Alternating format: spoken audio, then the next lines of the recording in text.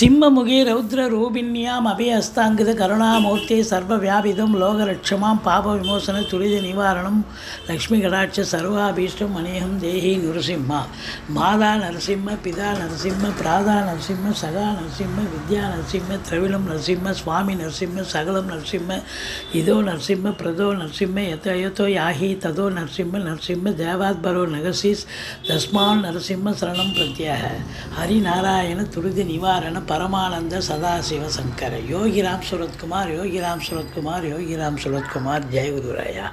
உலகெங்கிலும் வாழ்ந்து கொண்டிருக்கும் நேயர்களுக்கு டாக்டர் சைதை ராஜாவின் அன்பான வணக்கங்கள்.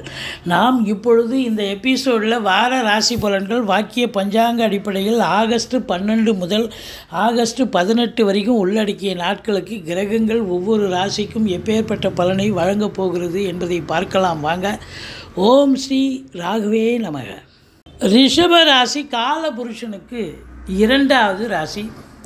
கிருத்திகை 2, 3, 4 பாதங்கள், ரோகிணி மிருகசீரிஷம் 1, 2 பாதங்கள் உள்ளடக்கியது. சுக்கிர பகவான் ஆட்சி பெறும் வீடு. இப்பொழுது சுக்கிர பகவான் 4ஆம் இடத்தில் நல்ல நிலையில் இருக்கிறார். ராசியில் குரு பகவான் இருக்கார். 7 கூடிய செவ்வாய் அமர்ந்திருக்கிறார். 5ஆம் இடம், 7ஆம் இடம், 9ஆம் இடத்தை குரு பார்க்குறார். 10ல் சனி, 11ல் ராகு. சூப்பரான அமைப்புங்க, கிரக அமைப்பு. இந்த ரிஷப ராசியில் பிறந்த அன்பர்களுக்கு இந்த வாரம் சூப்பராக இருக்கும் அப்படின்னே சொல்லலாம். பாருங்கள், ராசியில் 7 கூடையவன் அமர்ந்திருக்கிறார், குருவோடு இணைந்திருக்கிறார். குரு மங்கள யோகம் ஏற்படுகிறது.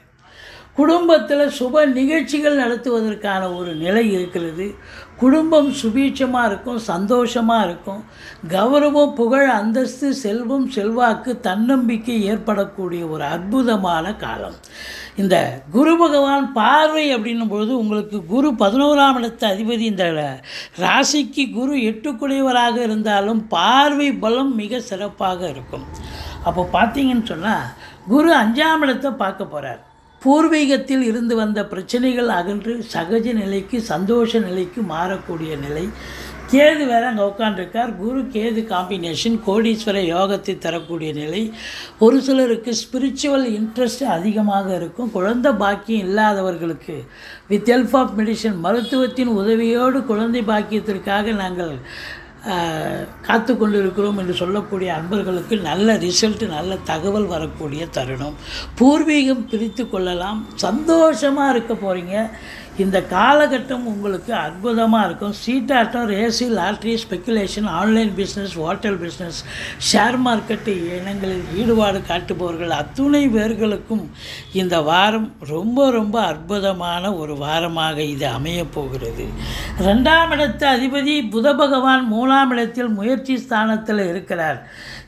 மறைந்த புதன் நிறைந்த தனம். ஆதலால் உங்களை பொறுத்தவரையும் நல்ல பண வருவாய், பொருள் வருவாய் சிறப்பாக இருக்கும். ஏன்னா 11ஆம் இடத்துல ராகு பகவான் வேறு இருக்கார். ராகு பகவான் கொட்டி கொடுக்கக்கூடிய ஒரு சூழல். குடும்பத்தில் அமைதி, நிம்மதி, சந்தோஷம், குதூகலம் ஏற்படும். சூரியன் புதன் சேர்க்கை, புதாதித்ய யோகம் ஏற்படுவதால் கல்வி நிறுவனங்கள், கல்விக்கூடங்கள், கல்வியாளர்கள், கல்வி பயிலும் மாணவ செல்வங்கள் இவங்களுக்கெல்லாம் சிறப்பான காலம்.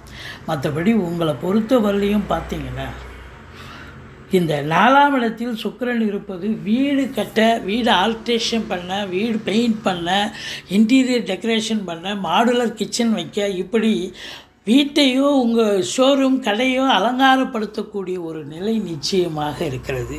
ஒரு சிலர் கார் வாங்கக்கூடிய விருப்பத்தில் இருக்கக்கூடியவர்களுக்கு விருப்பம் நிறைவேறும் தருணம் இது அப்படின்னு சொல்லலாம்.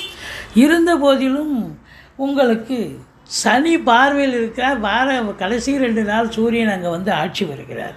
என்னதான் சூரியன் ஆட்சி பெற்றாலும் 4 கூடையவன் ஆட்சி பெற்று சனி பார்வையில் இருக்கிறதால இந்த அப்டாமன் என்று சொல்லக்கூடிய அடி வயிற்றில் ஒரு உஷ்ணம் போன்ற பிரச்சனைகள், கட்டி போன்ற பிரச்சனைகள் மருத்துவத்துக்கு செலவுகள் ஏற்படக்கூடிய ஒரு தருணம்.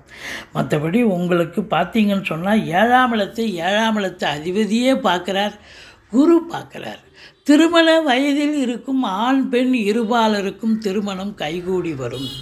நண்பர்கள் வட்டாரம் விரிவடையும். நண்பர்களால் ஆதாயம் கிடைக்கும். கூட்டு தொழில் செய்பவர்களுக்கு கூட்டாளிகளால் நன்மைகள் நடக்கும். மொத்தத்தில் பார்க்கும்பொழுது எதிர் வீடு, பக்கத்து வீடு, அக்கம் பக்கம், வேலை பார்க்குற இடம், தொழில் பண்ணுற இடம், உத்தியோகம் பார்க்குற இடம், சொந்த பந்தம், நட்பு வட்டாரம், எல்லா இடங்களிலும் உங்களுக்கு ஆதரவு பெருகும், சமூகத்தில் கௌரவம், புகழ், அந்தஸ்து கிடைக்கும், மற்றவர்களால் மதிக்கப்படக்கூடிய ஒரு தருணம் வந்தாச்சு உங்களுக்கு அப்படின்னு சொல்லலாம். பாருங்கள், இந்த செவ்வாய் 4ஆம் பார்வையாக 4ஆம் வீட்டை பார்க்குறதால வீடு கட்ட, வீடு ஆல்ட்ரேஷன் பண்ண, அப்படி ஏதாவது ஒரு வேலை எடுத்துக்கிட்டு போவீங்க. டெஃபினட்டாக இன்வெஸ்ட் பண்ணக்கூடிய, அதாவது சொத்து பத்துக்களில் இன்வெஸ்ட் பண்ணுறதோ இல்லை செலவினங்கள் செய்யக்கூடிய அமைப்போ நிச்சயமாக இருக்கிறது. மற்றபடி உங்களுக்கு 9ஆம் இடத்தை குரு பார்க்கிறார். தந்தை வழி சொந்தங்களால் ஆதாயம், அசையா சொத்துக்கள் மூலம் வருமானம், பாக்கிய நிறைவை பெறுகிறீர்கள். ஒரு சிலருக்கு நீண்ட நாளாக உங்களுடைய எண்ணங்கள் பூர்த்தி அடையாமல் இருந்திருக்கலாம். இப்போ இந்த காலகட்டம் அதற்கான ஒரு தருணம். அதாவது ஈஸிலி டு கெட்டுன்னு சொல்லுவாங்க. எதையும் போராடி ஜெயிக்கத்தால் அது தானாக நடக்கும் அப்படின்ற ஒரு நிலை. மற்றபடி 10ஆம் இடத்தில் சனி பகவான் நல்ல நிலையில், ஆட்சி நிலையில் இருந்தாலும் அவர் வக்ரகதியில் இருப்பதால் உங்களை பொறுத்தவரையிலையும் அதிகப்படியான உழைப்பு தேவைப்படுகிறது. இரும்பு சார்ந்த தொழில்நுட்பங்கள், அதாவது சின்ன லேத் ஃபேக்ட்ரிலேருந்து பெரிய கம்பெனி வரைக்கும் பார்த்திங்கன்னா தொழிலாளிகளுக்கும் சரி, முதலாளிகளுக்கும் சரி, நல்ல ஒரு அற்புதமான ஒரு வாரம். ஆனால் அதிகப்படியான உழைப்பு தேவைப்படுகிறது. மற்றபடி புதுசாக வேலைவாய்ப்புக்காக முயற்சி பண்ணுறவங்க முயற்சி பண்ணலாம். புதுசாக ஏதாவது தொழில் துவங்கணும்னு நினைக்கிறவங்களும் தொழில் துவங்கலாம். இந்த வாரம் இந்த ரிஷப ராசியில் பிறந்த அன்பர்களுக்கு ஒரு அற்புதமான ஒரு வாரம். அதுலேயும் குறிப்பாக பார்த்திங்கன்னா சுக்கிரன் 4இல் அமர்ந்து 10ஆம் இடத்தை பார்க்கிறார். சனி பகவானும் சுக்கிரனை பார்க்கிறார். இந்த கலைத்துறையில் இருக்கக்கூடிய அன்பர்களுக்கு இதுதான் வாழ்க்கை, இதுதான் பாதை, இதுதான் பயணம்னு ஒரு நிலையை ஏற்படுத்தி தருவார் இந்த சனி பகவானும் சுக்கிர பகவானும். கண்டிப்பாக இது நாள் வரைக்கும் 10ஓட 11ஆக இருந்திருப்பீங்க. ஒரு டெக்னீஷியனாக இருந்திருக்கலாம், இல்லை 10ஓட 11ஆ ஒரு ஆக்டராக இருந்திருக்கலாம். ஆனால் இப்போ நம்பர் 1 நம்பர் 2 பொசிஷனுக்கு வருவதற்கான ஒரு ரெகக்னேஷன் கிடைக்கிறது. ரெமுனரேஷனும் சிறப்பாக இருக்கக்கூடிய ஒரு காலகட்டம்.